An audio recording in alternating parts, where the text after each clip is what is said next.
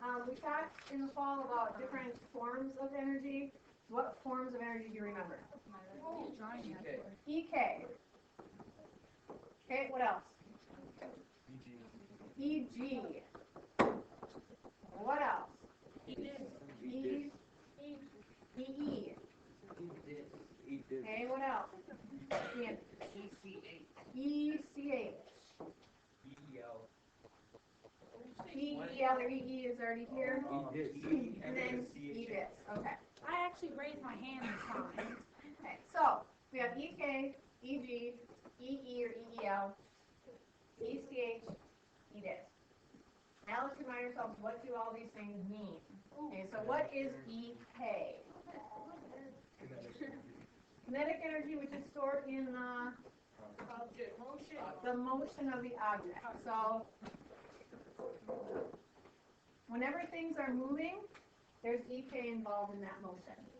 So even though we have not been spending time talking about energy, the fact that we've been talking about things that move, we have been talking about EK in some ways. We just haven't identified it that way. Okay, what about EG? Who can tell me about EG? It could be moving, okay, but EG is really about what? Gravity. Okay, it's about gravity. So it has to do with gravity. Where is this energy stored? Morgan.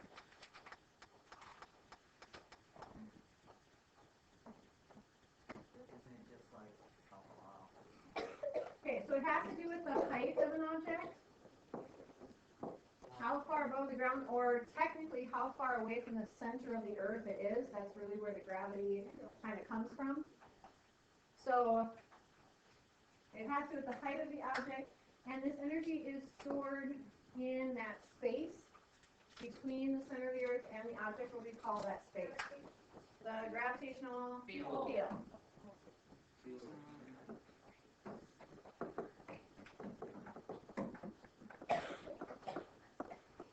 So EK is stored in the motion of the object, EG is stored in the gravitational field that's between the object and the surface, or technically the core of the earth. Any question? No. You want to get EE? Okay, what's EE? Elastic. It's elastic energy. And how is elastic energy stored? What kind of object? Rubber band.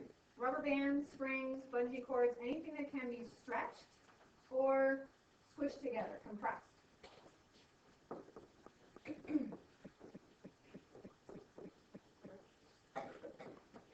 So EE is stored in objects when they're stretched or compressed. So like a spring, like a rubber band. What about ECH? What's ECH? Tom? Chemical energy. Chemical energy. So this is energy that is stored in chemical interactions, or we call those bonds. Okay, so it's energy that's stored there within atoms that are bonded together, chemicals that are bonded together. Yeah? Okay, what's EDIS? Well, friction and EDIS are two different things. Okay, but friction is one of the processes that transfers energy into EDIS. Okay, but friction and EDIS are two different things. So what is EDIS? Okay, heat, sound, those are examples of EDIS. Okay? And remember, EDIS really is a kind of energy that once it's trapped as that kind of energy, it can't be transferred into another form. It's stuck there. Okay? So this is energy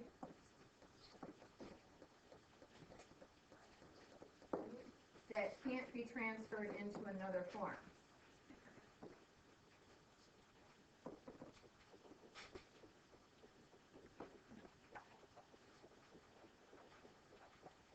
Okay? Questions? We have, but this is a reminder to get you thinking about it. You haven't really thought about this for about 3 months. So this is a way to remind you of the things that we've learned before. Okay? So we have EK motion, EG, is the height of the object, or energy is stored in the gravitational field. EE is energy stored in compression or stretching of an object like a spring. ECH, chemical interactions where that energy is stored. And then EDIF, energy that can't be transferred into another form. Once it's there, it's stuck there. It can't be taken out and used for something else. So like heat, sound. You know, you're hearing my voice. I can't then take my voice back out of your brain and put it back into my throat and use it again. Okay? Doesn't work that way. So those are the different forms of energy. So then when we talk about how does energy affect, or how does energy transfer affect an object with a constant velocity, this big question for today, we need to think about how are these different forms of energy transferred. So if we have something moving at a constant velocity, like the car from the Toy Car Lab, and we have this car that's moving along at constant velocity, what kinds of energies are involved?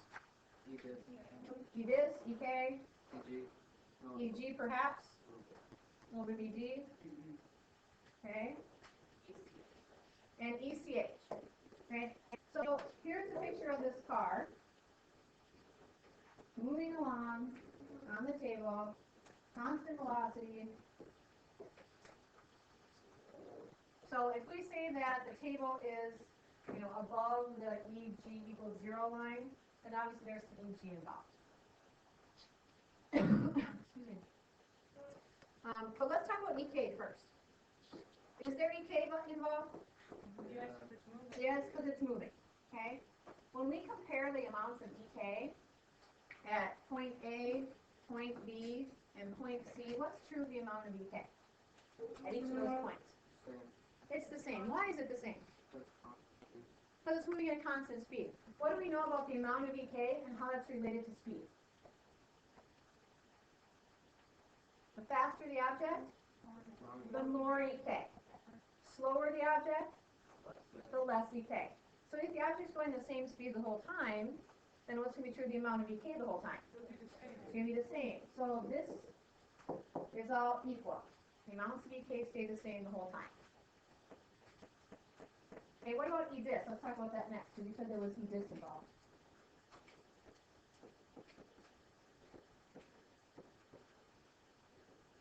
What happens to the amount of EDIS as the car moves along? It gets bigger. Why does that amount get bigger? What's happening? Okay, so as the car is going along, there's friction between the tires and the table, so that's building up some heat. The whole time the car is moving, more heat gets built up. There's sound from the car. We hear that sound. That builds up. So the amount of EDIS at point A is less than the amount of EDIS at point B, which is less than the amount of EDIS at point C. So there's lots of EDIS here and a little bit of EDIS here. Well, again, where did that EDIS come from?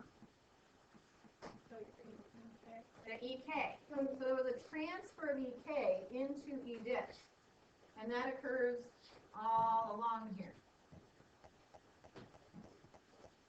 Everybody agree with that? Yeah.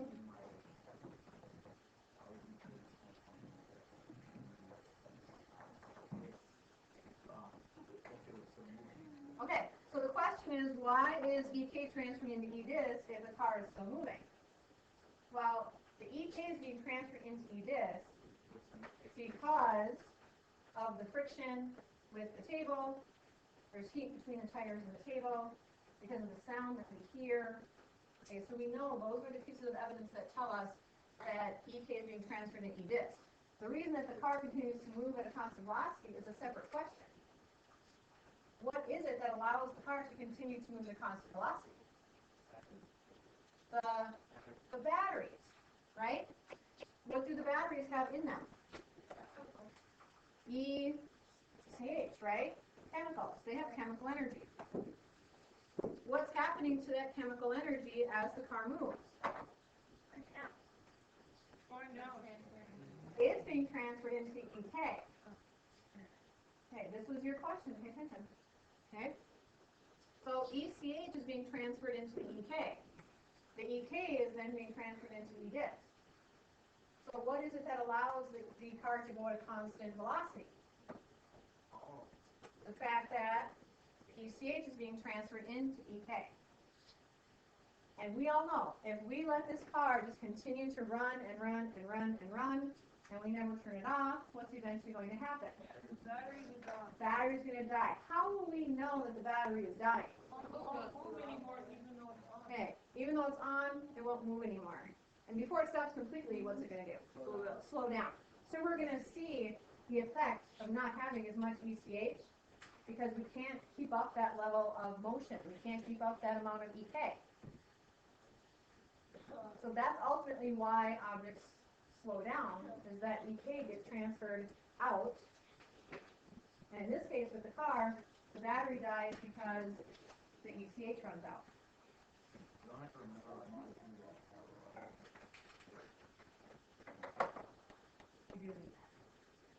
Okay, any questions on this? So when we go back to the question, how do energy transfers affect an object with constant velocity? This is the stuff I'm talking about. That transfer of energy from one form of energy to another form of energy. Okay, when an object is moving at constant velocity, there's got to be some kind of transfer of energy to keep that level of EK the same. In the case of the car, it's the ECH found in the battery. If you're on the highway and you've got your cruise control set at 55 miles an hour, what is it that's keeping your car going at that speed? In terms of energy, what's keeping it going at that speed? The gas, right? Which is, again, ECH. Okay?